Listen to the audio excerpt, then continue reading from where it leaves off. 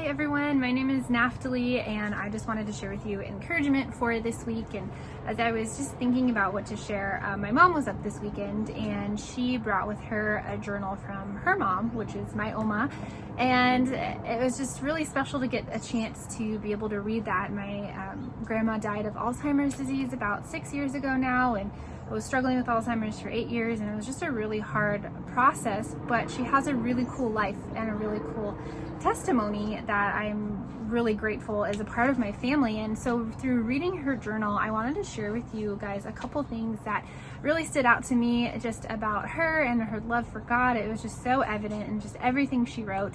And she was talking about time. She was talking about time and then talked about courage a little bit. And so with time, a couple of things she shared just really got me thinking about time in general and what do we do with our time? How do we spend our time?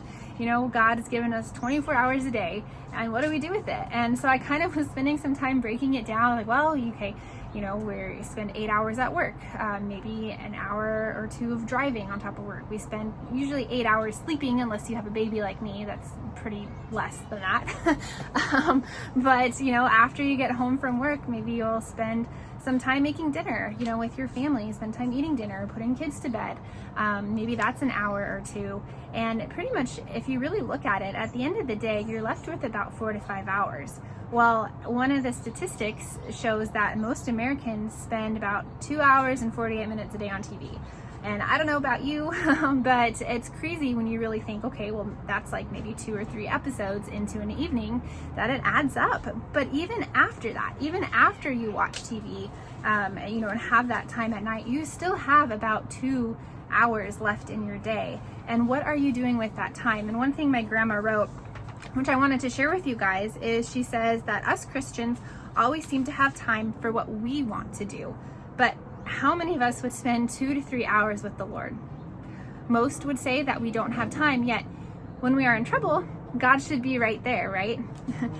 But to help, and all of a sudden, that's when we take the time to go to Him. And it's crazy reading that, where I'm like, oh my goodness, yeah.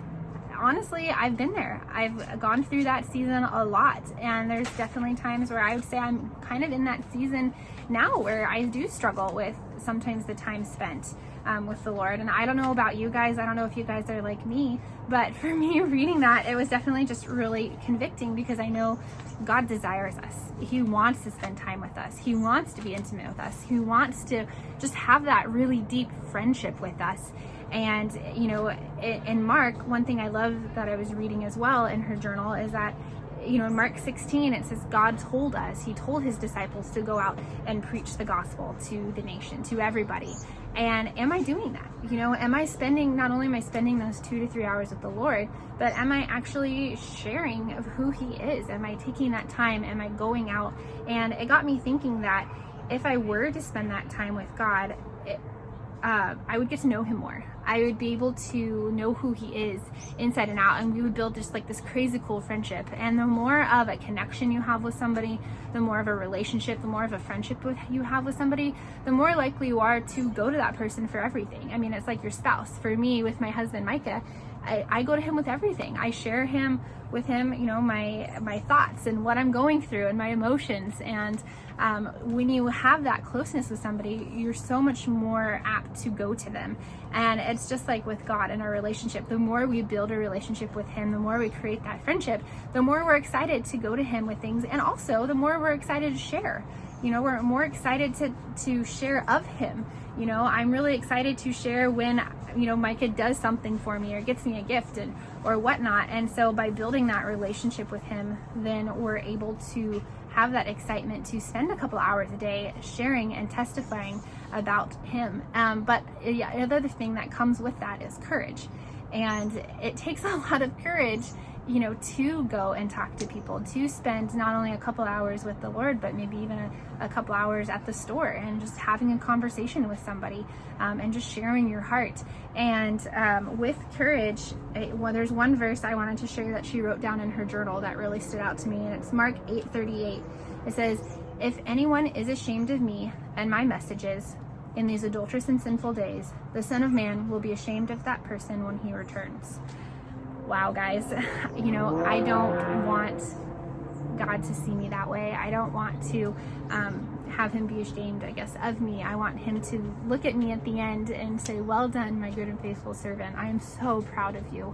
And I don't know if you guys are like me, but it definitely just encouraged me, and like a little convicted me of just how important it is to really grow that friendship with God, grow that relationship, build up my courage, and just really grow in that. And so I wanted to leave you with this quote, and it says, live courageously bold. Live in such a manner that at the end of this day, at the end of this year, at the end of this precious life, you can hold your head up high, smile, be proud of a life well lived.